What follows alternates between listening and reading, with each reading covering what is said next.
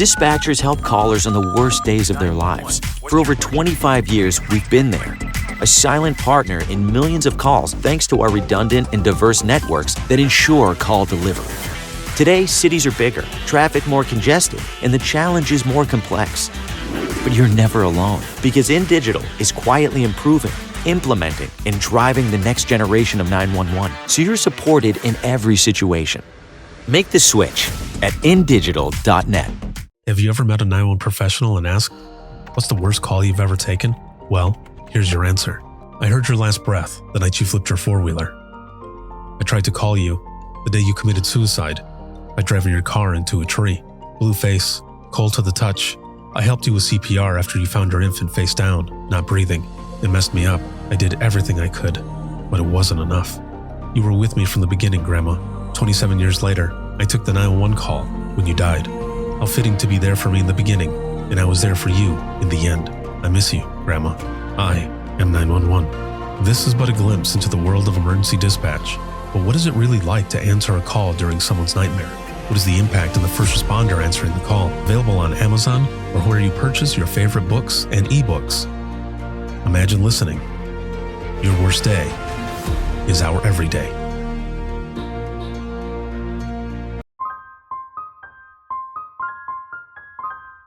This is Jordan, and you're listening to the Code 7 Podcast Network.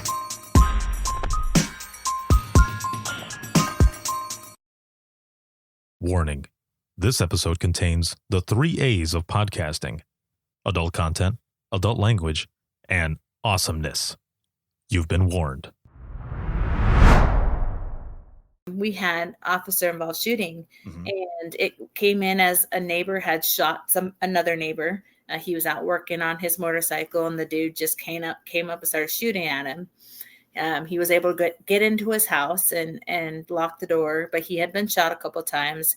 And so we had officers go over to the residence and go in there and clear the house and kind of go out in the backyard. Well, as our officers are going into the backyard to check the backyard out, make sure everything's fine, they start taking shots across the street from Old Settlers. So they're on one side of Old Settlers in the backyard, and the suspect is on the other side of Old Settlers in the tree line shooting at the house.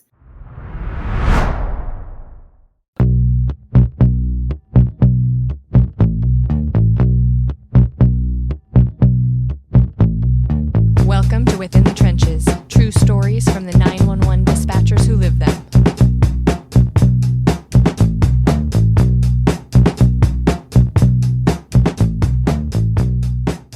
Hey, what's going on? This is Ricardo with the Code 7 Podcast Network, and this is Within the Trenches, true stories from the 911 dispatchers who live them. This episode is sponsored by InDigital, a leader next-gen core services. Big shout out to subscribers as always, and all of you here watching, supporting, listening, and sharing. Thank you for everything. I appreciate you more than you know, and I am fresh back from the 2025 Navigator Conference that was out in Orlando, Florida, and man, was it hot. It was hot, but I'll say this: it's not as hot as it's been at past Navigators, or even any of the APCOs and Ninas, but especially the one APCO that was in Vegas, like around August. Holy moly, it was like 125 degrees. It was nuts. Either way, fresh back from Navigator Conference. It was awesome out there. Saw a lot of friends, met a lot of new people, and it was just an excellent time. And a big shout out to Navigator as well as the IAED for hosting the podcast once again. We have had a partnership since about 2015, I think, something like that, 2015, 2016, somewhere around there. And it has just been an excellent time. So thank you very, very much. And as I was mentioning to my guest earlier, right before we started recording here, it was a long drive back from Florida because everyone was going where they needed to go for the Easter weekend. I'll just leave it at that. It was a long drive back from Florida to Indiana, man. Woo! But it was good. I had a lot of fun with my son Logan and my mom in the car. We were singing through I don't know how many songs, but I think I'm ready for karaoke out at the ranch. Wait, don't hold me to that. Don't hold me to that. But it is April 21st. Yesterday was 420. It was not only Easter, but it was Happy Smoke Day. And now it's 421, which is Random Drug Test Day. So I hope you had a good Easter weekend. And we're going to jump right in. I'm excited to have my guest with me here today. And her name is Lani, and she is a CTO and 911 professional out of Round Rock PD out of Texas. Hello. Yeah. What's up? What is going on, Lani? Not a whole lot. Oh, it was good to see you and Donna and Giselle and everybody. There's so many names. I'll just say with everybody from alumni from the ranch. It was cool to see you guys out there. It was a lot of fun out there. It was beautiful weather, and oh my gosh, there were so many people, and yes, it was interesting. Like, I had so many people coming up, and there was a gentleman, Steven, and he came up and he's like, "What's up, man?" I was like, "What's up, guy?" And he's like, I had a mustache before, and he was telling me, I was like, "Oh, that's right, from the ranch." I was like, "Yeah, the stash is gone." But there was so many people from different ranches there. It was interesting because also when we ended up doing a group photo, for those who are watching and listening, we got a group photo at my booth, and it was funny because people were coming up and then they were saying, "So which ranch are you from?" "Oh, I'm from, March 2024. Like, "Oh, I'm from like September 2023. I think that was one of the coolest things. So, Joe, just letting you know, Joe, thank you. Yes, because you did that. You did that, and it was really cool. And I got to meet you out there as well. And I am super excited to have you on and learn more about your story. Because when we're at the ranch, like we're there for about 4 days, but sometimes we don't always all get a chance to just like really get to know each other. So I'm excited to have you on and learn more about you. And we're going to go ahead and we're just going to jump right in. So how did you get involved in public safety to begin with? Well, I was working at a vet clinic that does the canines for our police department.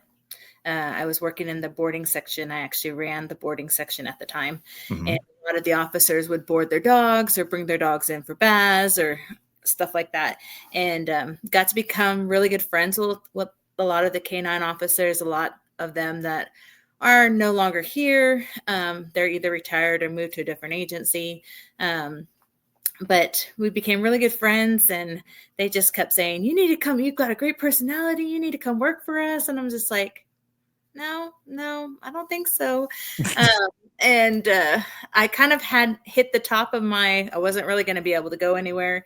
And so it was January or December of 2016, I started applying. And it took about 3 months before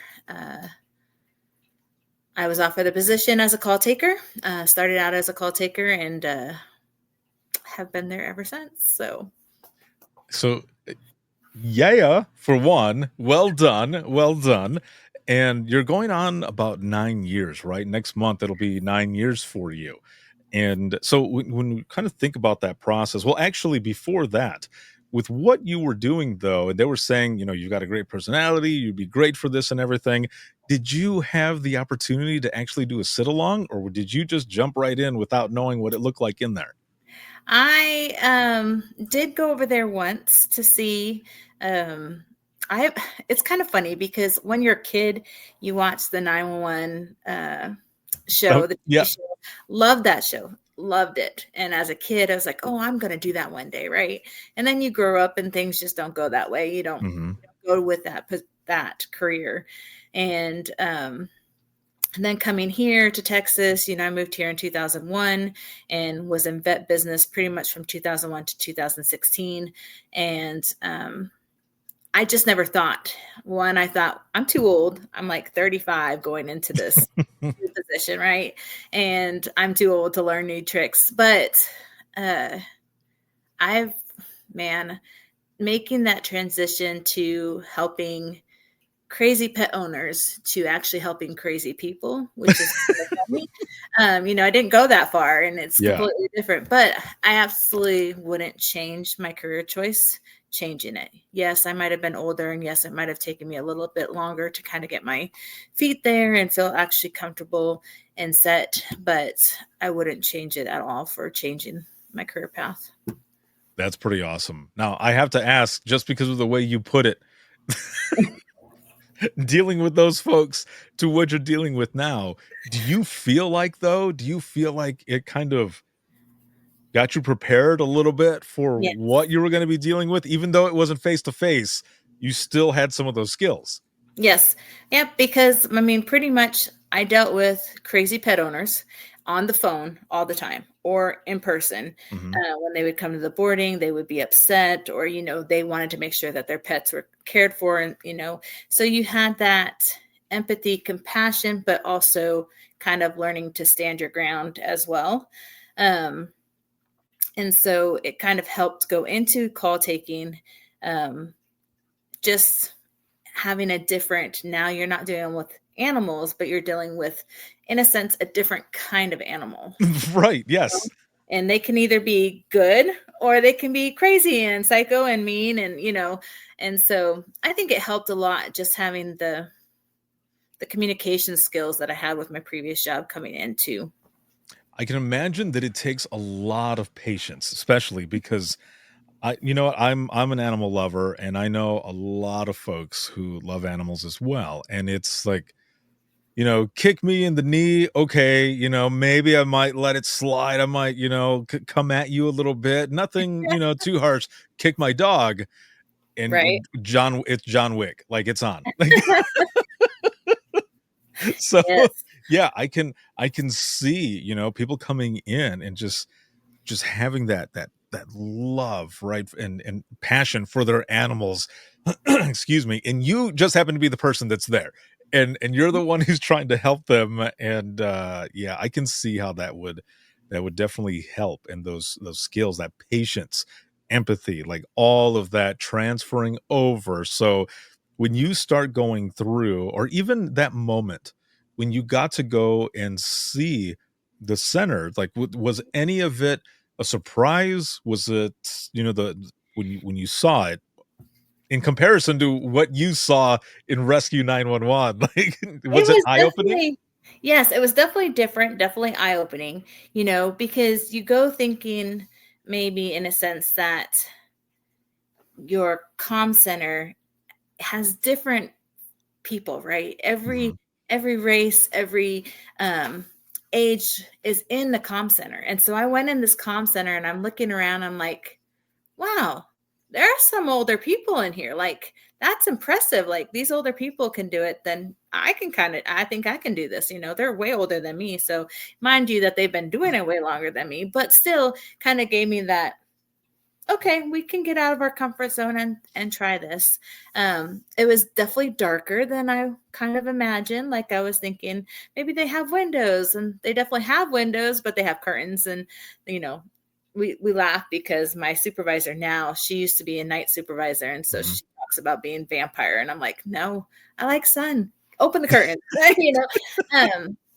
but it was, yes, I was intrigued. And then I was kind of thinking, what am I walking into? Like, is this really something I want to do? And I had a lot of encouragement from my higher ups. Lee Carrico, who's one of our comms managers.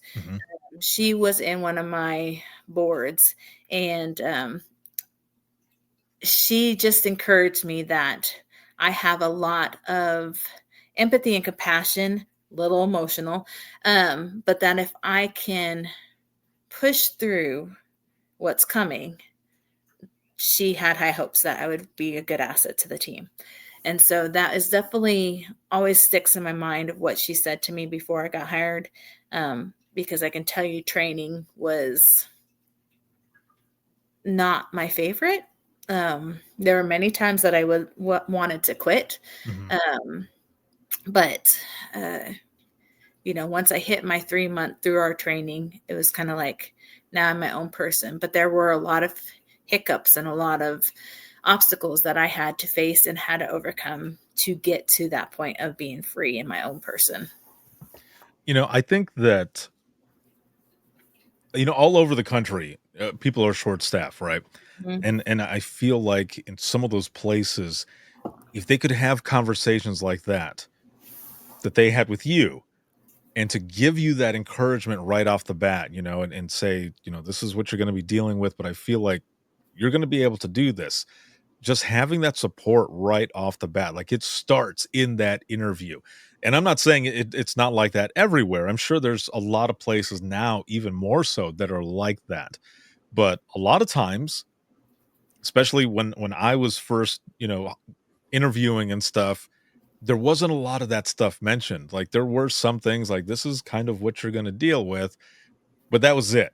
Yeah. There wasn't, I don't remember specifically like, oh, you'll be able to do this. Don't worry about it, or anything like that. Because I think a lot of the times too is some places they're trying to get somebody in there.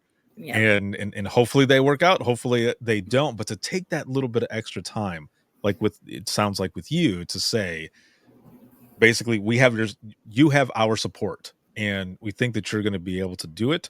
You can push through, some of those emotions and all, and really connect. You've got it. So I mean, it sounds like with that too, even before the training, that was a little bit to give you that like, all right, I think yeah, okay, cool, like let's do it, let's go forward. So how many people work at that agency? What I mean is, on the floor at a time, like, are there several people that work at a time, or is it just you, or how does it work? So on my shift, there is a supervisor. Hmm. Um, I'm the training operator on our shift, and then there's Eric and Chantel, and they're both dispatchers. We are short a call taker on that shift. Our next shift comes in at 11, which is a call taker, Ava, and then our next shift is another training officer that comes in at noon, and then we have a supervisor that comes in. Her time range changes sometimes. So sometimes she'll be in at 2, and then sometimes she's in at 4. But she'll be the second supervisor on shift. And then there's another person that comes in at 4. So usually for a day, if we're not considered short and people don't call out, there's probably about 7 to 8 of us once 4 o'clock rolls around. And then 6 p.m. is our afternoon shift, PM shift that comes in. Oh man. Okay. So you've got a good amount. The reason I asked too is just for those who are watching and listening, just to give kind of an idea of what you're dealing with, or the people that are around you at the time. Cause like for myself, first starting out, 8-hour shift, and it was just me. But then when I moved to Southwest Michigan and worked at the county that I grew up in, there were 3 of us on at a time minimum. And then on the weekend, there was 4 of us. We probably needed more, but who doesn't need more, right? Right. Everybody else needs more. But that's how we worked. So you go through the interview process, you find out that you got the position. What is going through your head when you find out?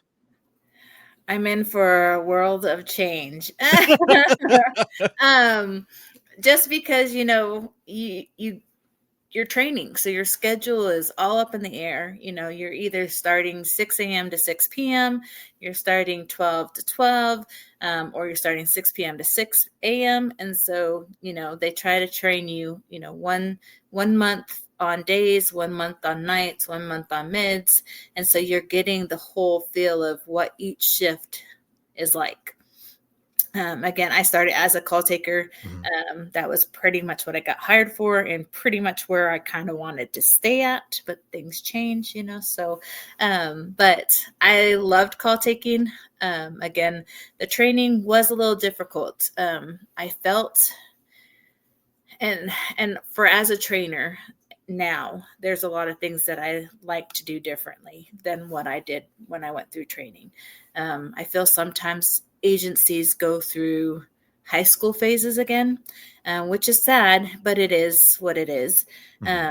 And so that's kind of where I felt like I was. I felt like I was back in high school again, and you're having to compete with people like you, or they don't like you, they like your personality, they don't like your personality. And just there was a lot of conflict and struggle for me, just because, like I said, I was 35 coming into a center where I thought would be easy training, but then you hit barriers. Right. And, there were times that I probably was a month and a half into my training, and, this one supervisor and me butted heads, and I was like, and the way she treated me and the way they talked to me, and I was just like, I kind of was done. And I remember calling another supervisor saying, I'm done. I'm walking out, and I'm not coming back. I'm too old for the drama in this place. I want to do something that I'm going to enjoy. And right now, training is not something I enjoy. Mm-hmm. And I remember the supervisor saying, nope, hang on a second. She hung up with me. She called Lee, and Lee ended up calling me, and I just explained to her what I had just gone through. And I said, I can't do this. This is just not something I don't think I'm meant to do, just because I didn't realize I was coming back to high school. And I ended up going to a different shift with a different trainer. And that made all the more, it just made everything click, and it made me start enjoying the job and seeing past shift issues, and really getting into wanting to be better and wanting to stay and wanting to, thrive in doing what I was doing. And so I just remember loving and enjoying the fact that I could have quit at 2 months into this. I could have, but having people there that liked me for my personality, they liked me for who I was, and wanted to see me succeed, and pushing me to succeed to where I am now, where I'm a trainer. I'm a dispatcher and a trainer.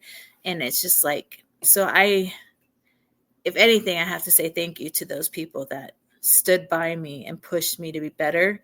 And even though I still am emotional, and there's times that I'm still like, what am I doing again? But they're there with open doors saying, hey, come in, get it out. Now get off your butt and go back out there and do your job. So I do appreciate that, having a strong command staff that supports you. That makes all the difference. Mm-hmm. And I think I will say this. This is something that I've been saying a lot in my in not because there's things going on in those classes, but I want people to know this, because we're talking about communicating with each other, mm-hmm. and going back to basics. And I'm a firm believer that sometimes you have to go back to basics to move forward. And there's a part in my class where I tell people, in every center, there are cliques. Mm-hmm. And sometimes you'll see people go, they'll almost smile, like, oh, he's talking about us or whatever, but they don't know what I'm about to say is the thing. So, and I'm going, there's cliques, and I've been around a long time, and I'm not telling any of you this to scare you or anything. It's more so just something for you to think about. Eventually, those cliques will be broken up, whether it be shift changes, people are on a different shift, or they end up leaving for a different center, or they just decide that they don't want to be in 911 anymore. And if you are the last one who is part of that clique that was shitting on people, mm-hmm. it's going to be now up to you to try to gain that support and trust back from those people you were shitting on, mm-hmm. because people forgive, but they don't forget. And after I've said that, like, some people have been like, oh, but it's true, man. Cause it happened at my center, and it happens at all centers. That stuff happens. If you're the last one, man, better start kissing some ass or something, yep. Because again, people forgive, but they don't forget. And that sucks sometimes, So I want to ask before we get to the part about, actually becoming a CTO as well. Do you remember your first call that you took, first 911 call, or maybe even some of the earlier calls when you were first starting out? My one first call, I remember taking, and this call stays with me. Hmm. Actually, Donna and me talk about it because Donna Dudak, who's been on here, she knew the officer. So the first call came in was actually from Travis County. One of Hmm. their dispatchers called into us and was like, "Hey, can one of you guys go by and do a welfare check on our officer?" He went 42 and then keyed up and said somebody was in his yard, and went 41 again and said he was chasing these people in his yard. And so we're like, "Yeah, sure." We send officers over there. I'm still talking to her since, I'm the call taker, and my Hmm. coworkers are dispatching out our officers and stuff. And one of our officers, who's now a sergeant, he was the first on scene, and it was just him by himself. I believe maybe there had been another Travis County officer that might have been with him, but they had gone down walking, and where the gentleman lived, I guess he had kind of like a little dip down into a cul-de-sac, or down into a drainage area in the back of his property. And I can just remember his scream on the radio saying that there was an officer down, an officer had been shot. And I remember kind of thinking, did I just hear him right say that? Because I was listening to the radio as well as having to, just so I kind of had that dispatcher ear along with the call taker ear to be able to ask questions when the officers keyed up. And I remember thinking, did he just say that? And he's like, I need assistance. I need assistance. And I was like, oh my gosh. And so like I told Travis County, she heard it too. She goes, we've got help coming. I was like, so do we. And all I could think about as I hung up with her and I'm listening to the radio traffic was, he just went into this forest in the middle of the night, and it's completely dark, without backup, without knowing that the scene was clear. And if there are suspects still there, because the officer had said suspects had broken into his shed, where are they? And is he okay? Right. Like, is he safe, and is he going to be shot? And that's kind of just my fear was just like, I never experienced that. And I know the other girls that were working with me, they've, had experiences, and they've been dispatching a lot longer than I had, but I had never experienced just that adrenaline rush.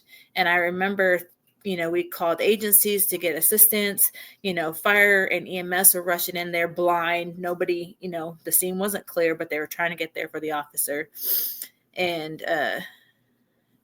it just was a long night. And you go through so many things in your head, like, why, who did this, where are they? You're trying to put a picture together or put a story together of what happened, right? And so we go through the whole scenario. The officer has a funeral, and we were able to go to that. And then we find out that it was a suicide, that it wasn't suspects. And so that was going from, we lost an officer thinking somebody shot him, to a suicide. There was so much going on in my head. I was angry. Like, how could you do that? One, you use so much,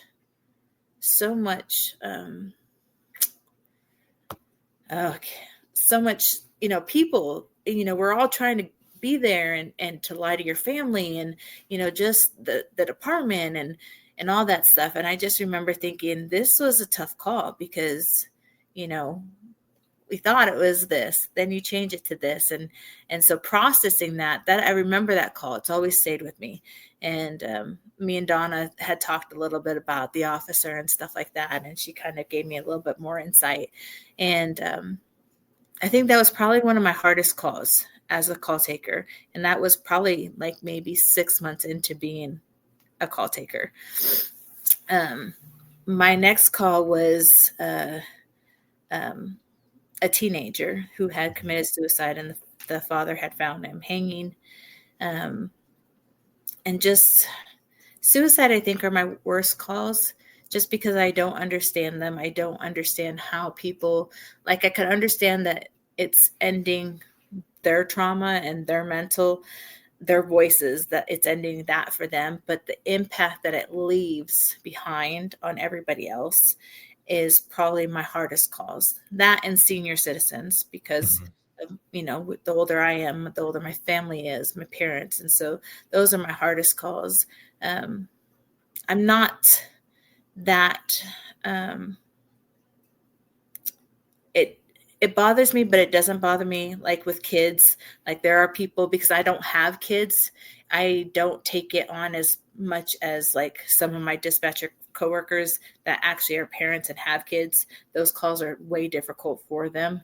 Mhm. But for me, like, I'm able to kind of ground and be able to keep them calm and talk to them and be able to get, help my coworkers be able to process that. And versus like seniors and suicide, those are my more difficult calls that I don't like. I think those are, the reason for that in a sense is just kind of like you said, there's more of a connection for those who have kids versus those that don't. And then, maybe sometimes when, it's dealing with senior citizens or anything like that, it's because we all have, relatives or parents or whatever that, or just friends, people that we know that are of that age, and you connect with some of those. Maybe there might even be some sort of similarities, or some of these calls that I've always said that I'm a firm believer that some calls are meant for us Mm-hmm. because of some sort of life experience, that we have that ends up just clicking, just ends up coming up when you're talking to a person, and they give you even just a little bit of information can trigger something in you where you're like, I know what this is like, or I know someone who's been through this, or just something that's there that it connects us deeper with that caller. Not to say that, our coworkers wouldn't do that great, but because we have that experience, we're able to connect with them because, there might be something that I could say to parents because I'm a parent versus like you, who you're saying, you don't have kids. So you might not have an added um, know-how or knowledge of something, So I feel like that's where some of those connections end up happening. And man, it's it's a crazy profession. It's a tough profession, right? So, and Yes. and like you were saying, a lot of us, even people who come from law enforcement families, like they know, right, some of the things that happens. But when you finally get in there and Mm-hmm. you are the person who's doing it, then it's a whole new game. And you can train and run scenario after scenario. Mm-hmm. But when it's your turn, sometimes that goes out the window. Like the training is still in the back of your head, but you're like, it's go time. You're in. So, Or protocol goes out the window. I mean, most right. of it, like we've had, I can't even remember when it was. It was a couple years ago. We had officer involved shooting, Mhm. and it came in as a neighbor had shot another neighbor. He was out working on his motorcycle, and the dude just came up and started shooting at him. He was able to get into his house and lock the door, but he had been shot a couple times, and so we had officers go over to the residence and go in there and clear the house and kind of go out in the backyard. Well, as our officers are going into the backyard to check the backyard out, make sure everything's fine, they start taking shots across the street. So they're on one side of in the backyard, and the suspect is on the other side of the tree line shooting at the house and shooting at them. And that radio traffic was crazy, just because you could hear literally the shots in the radio traffic. And it was just like, what's going on? And so, of course, then you have more officers get there. And as more officers get there, we're getting other calls of it was that I've never like that pulled our group together. We Mhm. weren't going to walk out. Lee came in, supervisors came in, they started calling people in to help assist us with whatever we needed. And our shift was like, nope, don't touch anything. We're finishing this call. These are our guys. What's happening? We need to know what's going on. And until everybody's safe and he is dead, nobody's taking anything from anybody. Like, that's just how how dedicated everybody was to our guys and making sure everybody was safe. And we all hugged at the end of that, before they told us, okay, you guys need to go home now. We all hugged at the end of that, and we're just like, oh my gosh, like, did this really happen? And thankfully none of our officers were hurt. Nobody was shot, but it was an intense call. Probably one of the most intense calls I've ever experienced. Oh my Lord. But that's just one. I remember sharing with you at the ranch, one of my recent ones that still stays with me. And there are days that I still drive by the site of where the girl passed. But I was working overtime on a side, and it was a night shift, and got a call of it was a 911 iPhone or Apple Watch call that came through, and all you can do is hear somebody crying and screaming, and it disconnected, and we're all like, so I'm trying to look for it. I have coworkers that are helping me. We're trying to plot it. It keyed up over by a retaining pond, hearing the water and knowing that no matter, I know all our guys were trying to get there as fast as they could, but just hearing the water and knowing what was kind of coming, and then the phone dying, and then this in my head call of thinking, oh, we're going to save her, and then going to, oh no, we're not. This is going to be a recovery call. Was the hardest call ever, especially because I heard her. Like, I never knew if she knew that somebody heard her, and if she knew that somebody was coming for her, and that we were trying to find her. And it stuck a lot with a lot of our officers. And so there was so much that the officers did. The sad part about this call was that my time of working overtime was up at 2:00 in the morning. And so they were still working everything when I had to leave. So I never got closure that first night, and I had to go home and drive by the scene, because pretty much the scene was kind of like 5 minutes from my house, and I could see the lights and everything over there, and go home and try to go to bed and try to see, did I do everything that I could do to be able to get her? Could there something else that I could have done? Why did she do this? Like, what happened? Like, what? So I played that all in my head. I remember making myself so sick that night, or so sick, falling asleep. And I don't even think I slept. I remember getting lots of texts in the morning, just asking if I was okay. And supervisors saying, hey, officers came in looking for you. They just want to make sure you're okay. And just thinking, I can't talk about this. This is something that I just have to figure out how to work through my emotions with this call, because I've never heard somebody take their last breath on a call before. And so that was very difficult. And it wasn't until we actually debriefed that I think I actually was able to let a lot of pain that I was holding in, and a lot of resentment and stuff like that I was holding in, go, even though it still affects me sometimes when I talk about it. Yeah, it was just sad, unfortunately. But mental health, man, is so big right now. I mean, it's just, I know that Joe's doing a mental health out at the ranch. I know 2 of my coworkers are really trying to go to that class. But having more classes or more things available for mental health, and how do you address it? How do you help somebody that, do they want to be helped? Do they not want to be helped? And then how do you live with that? Knowing that you did the best that you could, you did what you were trained to do, but they still decided to end their lives, and not having that fall on you because that's not you. Like, you didn't do that. They did that, and not keeping that responsibility of what they did. Let it affect you. I think that's for one, right off the bat. Thank you so much for sharing each one of those stories, especially the one that you just shared as well. Those are definitely tough ones, but especially that last one that you shared, because I think one of the hardest things is when it's a call like that.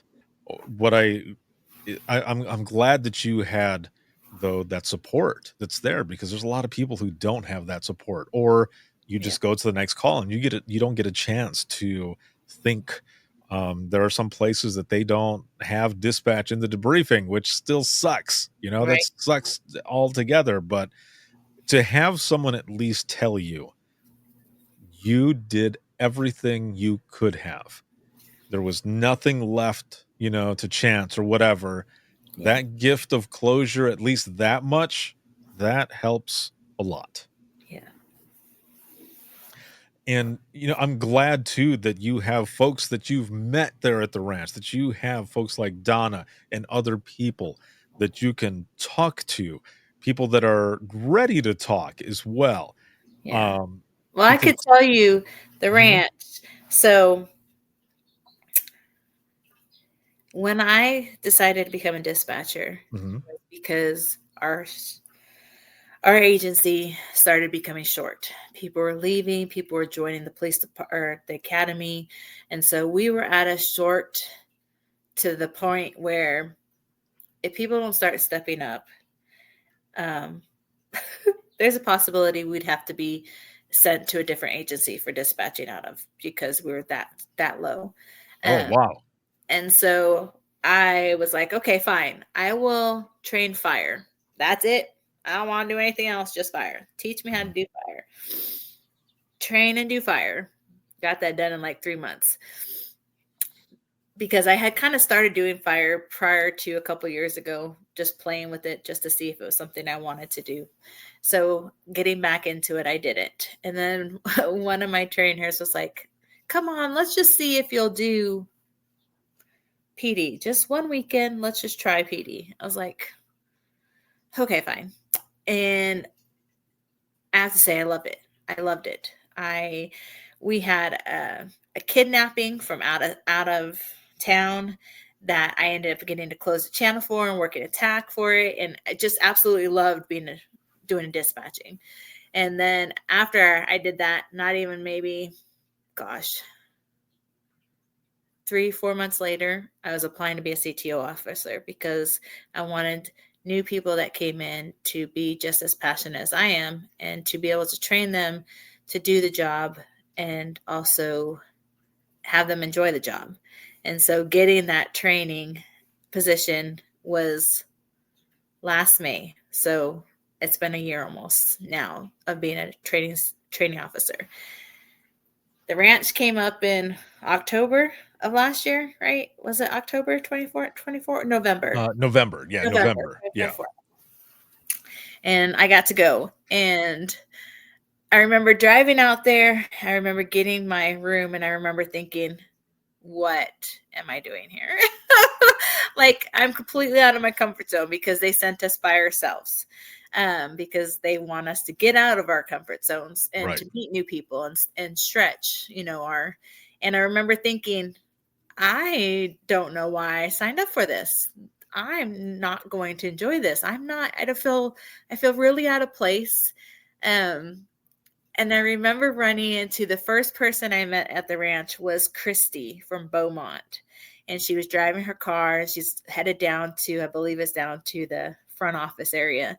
And I was walking and she goes, hey, you want to ride? And I was like, sure, why not?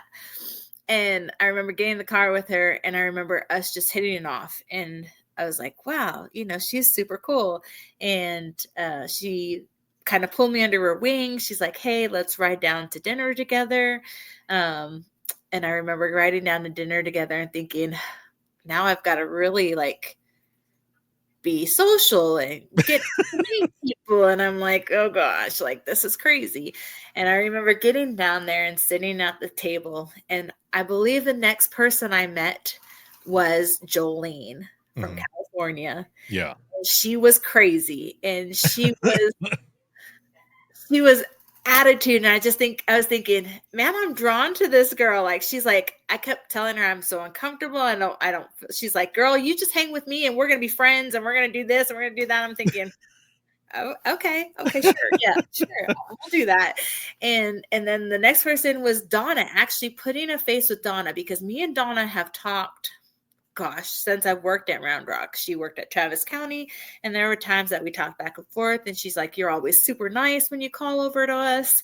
And so we actually were able to put a voice to a face. Yeah. And those three girls meeting there, mind you, we have another big little group that kind of we took under our wings as well. But the three of them have changed my life so much. They are friendships that I say are a gift from God, because they have experienced things that I can't tell my family. I can't talk to my best friend about. They understand my feelings and understand what I'm going through, and I can talk to them and they can give me feedback and give me things that I need to hear or things that I don't need to hear. They got me out of my comfort zone. They seriously made me do things that I've never thought of doing sometimes. We started a health kick where we're doing walks and we're doing the Conqueror. And so we have a bunch of other people in our team that are walking. Amy, she's in our group of walkers, and Cassie from Idaho is in our group from walking. And we just had this life-changing thing, not only just kind of mentally with work, but also like physically and health-wise. They are my cheerleaders. I am their cheerleaders. And we are on this health journey as well to get better, so that, because this job is so stressful, and, we sit on our butts all day long, and, we don't exercise as much as we should, and we eat crappy food, and we drink tons of coffee and energy drinks. It's just, Right. Our diet of communications is just like shit. I mean, come on. But they have made me see outside the box, to where I even got out of my comfort zone, and we had a girl weekend, the four of us, and went down to, was it San Antonio? Not San Antonio. Yeah, San Antonio, and spent a weekend. Jolene flew in from California to spend a weekend with us. And the ranch, Joe is teaching, you're teaching, Jasmine's teaching, everybody that was out there that weekend, and the things that they've taught, even Joe's new book, Dispatch Supervisor. I remember getting his books at those classes, his fear book, and started reading that, because there are things that I fear. There are things that, I fear. Sometimes I fear other people in comms. I fear sometimes them all talking about me, even though they're not talking about me. It's more of just in my head. But reading those books and being able to find things that can assist with getting out of your comfort zone, getting out of those fears, getting out of those traps that we put ourselves in, and finding escape routes to make us better, not only for ourselves, health-wise, mental-wise, at our jobs, but better for our coworkers, better for our supervisors, and even outside, better for our families. I don't have a family, but my outside family, my best friend, her families, my parents and stuff, like finding and being able to be better for them, because with this job, I've changed. When I first started this job, I changed. I secluded a lot. I didn't want to do anything. I didn't want to go to parties. I didn't know how to express the things that we witness every day in and out, the things that we hear in and out. I didn't know how to express that and be able to share some of that stuff to be able to get that burden off of me. And I remember my best friend coming to a class with me at CapCog and saying, this job has changed her, and not for the good. She shuts down, she doesn't talk, and just thinking, I don't want to be that way. Like, I don't want to be that to my family. I want to be able to find life again and enjoy life again, and not feel like this job's killing me. And so it's just been amazing journey with going to the ranch and meeting the people I have, and getting the books that I need to help me become a better person. And not being one of those people that fall into that trap of burnout and wanting to quit and stuff. So I appreciate all the people I've met with this job. This has probably been one of the best descriptions of change, not just from the profession, but also what you've learned through your experience in these going on 9 years, but also going to the ranch and what you got out of it as well. Because here's a question. Let's think about a scenario where you did not go to the ranch and you ended up going to Navigator. How do you think that would have been? Because I was walking and I think I was hauling ass to put some stuff back, and you were like, "Hey, what's up? What's going on?" Like, there's like a confidence in just throwing that out at me. And of course, we know each other, right? But if you didn't, like, had you done that, if you were walking, had you just been like, "Yo," like, just to say what up in general, or Nope. I don't know, just yeah. Or would you have? Do you think you would have had some of those same experiences, or just going to that conference and trying to get out of your shell as well? Do you think about some of those things? Like, it sounds like it was almost life altering in a way. Yes, the classes are amazing. Mhm. I still struggle with a little bit of too many people. It overwhelms me still, but the classes were amazing. I actually got to go with a coworker, Selena, and being able to get to know her better as well.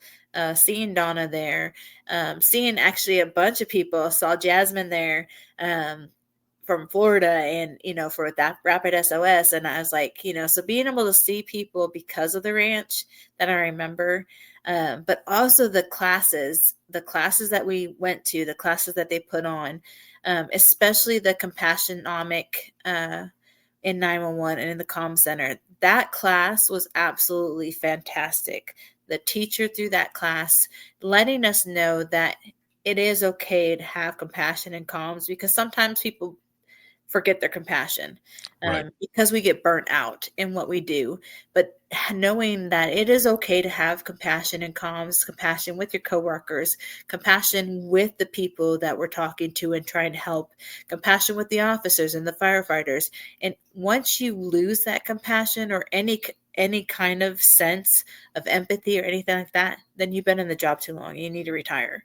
If you can't find that love or be able to get out of, we're going to have a shit day some days, and some days our attitudes are going to suck, and we don't want to help people, and we want to be crabby, and we want to be, sarcastic and rude sometimes. But if we find ourselves staying there and not getting out of that ditch, then who are you helping? You're not helping yourself. You're not helping your coworkers. You're not helping the people that we're supposed to be helping. Right. But being able to have that passion for the thing, for what we do, and moving on is just, yeah. So Navigator was fun. Outside of the classes, I absolutely loved. Other than that, I'm so glad to be home. So glad to be home. Yeah, there's a lot of stuff that goes on at those, but and I feel like, though, there's been a lot of growing for you. Yeah. Specifically. There's been a lot of things that you've dealt with throughout your dispatch career, and things that you've learned And I was going to ask you, why you became a CTO to begin with, but you already answered it, and you answered it beautifully. I didn't even have to ask you, because it's always one of two things. Either one, you had crappy training, and that was inspiration enough to be like, you know what, I don't want anybody else to have to go through this.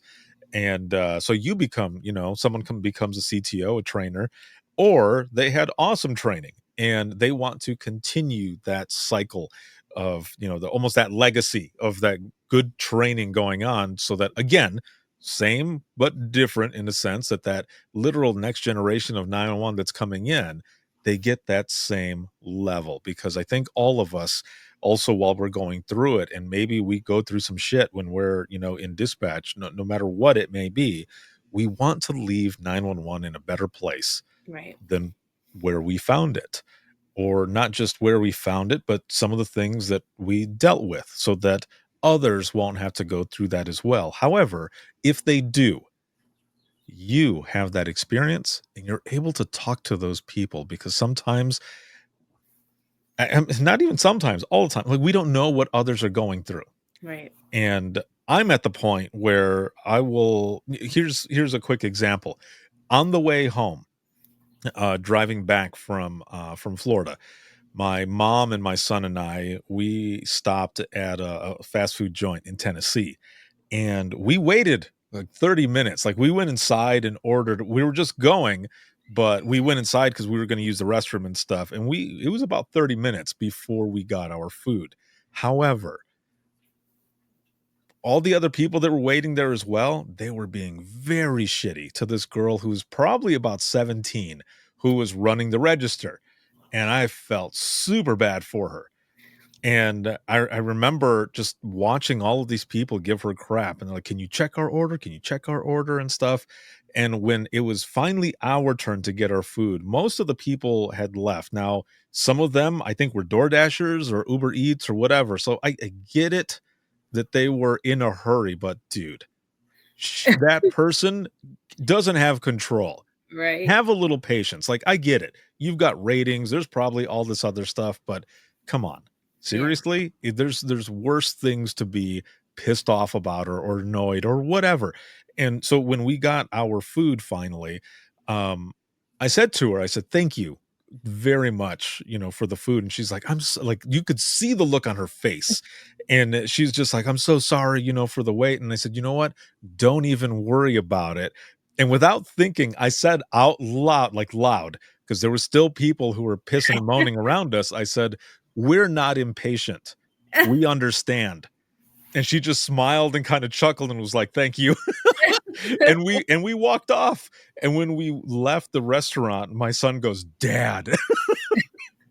And I said, you know what? I said, someone might think that I was an asshole for saying that, but all of them were being assholes to that one person. You don't know what that person is going through. For all we know, she's working and, she lost a family member or something, or a friend, or, going through a bad breakup. We don't know that. Right. Like, I have other things to worry about. Like, we're just waiting for food. Come on. Right. We're still going to wait anyway. What that kind word that you said to her could totally have made her, like you said, she could have been thinking of suicide after work, and just your kind word just made her night, like. Yeah, exactly. And what we say. And it's the same thing being in dispatch, whether it's a new person coming in or someone who's been there forever. The profession is hard as it is. Yeah. Why are we going to shit on each other? And we're the only ones who know what it's like. So for you, as I'm talking about this as well, all of those experiences that you have, you now are in a place where someone might be having a crap day or have gone through a situation, that you have that experience and you can say, I know what you're going through. And just that little bit can help that person, just like you were saying, completely change it around to where that person is like, I'm not alone. There's actually somebody else there who knows. And I think that's why it's good for us to have conversations like we're having now, but also for us to be able to communicate in the center, because we are the masters at communication. But when it comes to communicating with each other, It doesn't always happen. And I think it's a lot of it is that fear. It's that fear that we're going to be judged or anything else. But damn it, we use our voices for a living. Yeah. Why not use it on each other? Yes. This has been amazing. We're just over the hour, and it doesn't even feel like we've been talking that long. I could talk to you forever. Like, seriously, this has been awesome to have you on here to learn more about you and hear your stories. And again, thank you so much for Thank you for sharing having all of those. Yeah, it has been an honor to have you on. And so I have one last question for you. me. Okay. And it's a question that I didn't tell you about. Oh goodness. But it's an easy one. It's Okay. one that I tell or I ask everyone at the end, and it's actually a question that I asked you as well already back at the ranch when we were all there. It was one that I told you I want you all to take this with you. It's just something to think about. So here's the question. If you could go back in time, because you're going on 9 years being in this profession. So if you could go back in time to talk to yourself and to give yourself a little advice or say a couple things, and again, it's not to change anything because I feel like there's a lot of things that we go through that bring us to the person that we are today with all of that life experience. But if you could go back in time to talk to yourself, what would you say to yourself?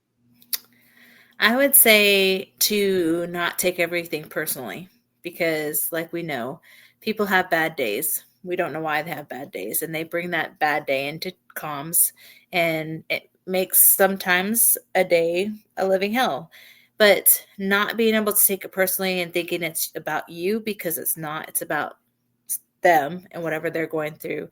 And then being able to leave it at the door and not taking it home and picking it apart in your head while you're at home. Like, what did I do? What do I have to change?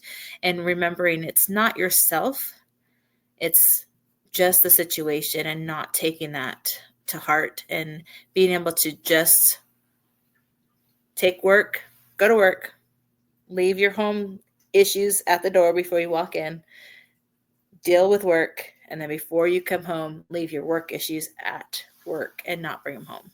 And living life outside of work. Perfect. Not all about work. Right. Yes. Thank you again so very much for coming on. This has been so much fun. I appreciate it, and I appreciate you. Thank you. So I will be right back here with you in just one moment. So hang tight. And for those who are watching and listening, if you have any comments, questions, or you ever want to be a guest on the show, the easiest way to do all of this is to simply go to links. And that's links with 2eyes.co/WTT podcast. Once again, that is links with 2eyes.co/WTT podcast. You'll find everything there. You'll find my email, all of the social media, where to follow, where to hear the latest episode of not only Within the Trenches podcast, but also I'll be adding the new podcast on there, Imagine Listening, which is all just stories based off of the Imagine Listening sessions, as well as the open mic piece, because we need some of that lighthearted to be able to balance a lot of those heavy stories that come out of Imagine Listening. So you can find all of that there. You can order the volume 1 and volume 2 of Imagine Listening, the books there with all of the stories, a good chunk of the stories that have been submitted for the I Am 911 movement. And there's also a couple links on there, one for the free community, the trenches that I have. Make sure to check that out. Now that I'm back from like just straight up traveling, I'm going to be back on there adding a bunch of stuff to it, so make sure to check that out. Once again, it is free. And then also I think it's about 200 free hours of continuing education from all of the Dare to Be Great sessions, as well as the Dispatchers Roundtable sessions. All of it is there. You can check it out. And again, that is links with 2eyes.co/WTT podcast. This broadcast has been sponsored by InDigital, a leader next gen core services. Shout out to all of the subscribers as always, but again, especially all of you who've been watching, listening, supporting, and sharing. Thank you very much. This can be seen on Facebook, YouTube, as well as X and LinkedIn Live. And there are also clips on TikTok and Instagram and Facebook Reels. And then you can listen 24/7 on Apple Podcasts, iHeartRadio, Spotify, your favorite podcasting app, and withinthetrenches.net. Have a good one, everyone, and we will see you all in the next one.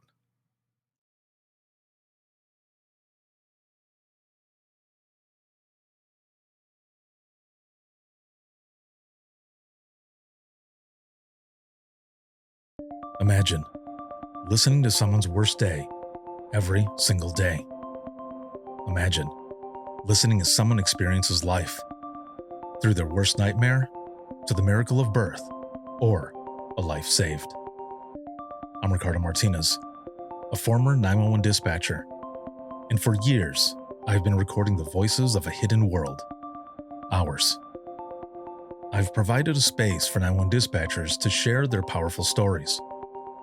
It started as a peer support session and continues. Dispatchers sitting together, sharing out loud, or writing down what they couldn't say. Some stories will grip you. Stories of heartbreak, resilience, and calls that haunt us long after the line goes quiet. But imagine listening is more than heavy emotion. It's about healing.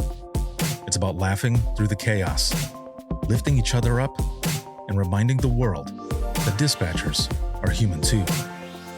The lighthearted will balance the heavy. Experience the power of storytelling, a podcast for the thin gold line and those who want to understand it. This is Imagine Listening. Your worst day is our everyday. Subscribe now wherever you listen to your favorite podcasts.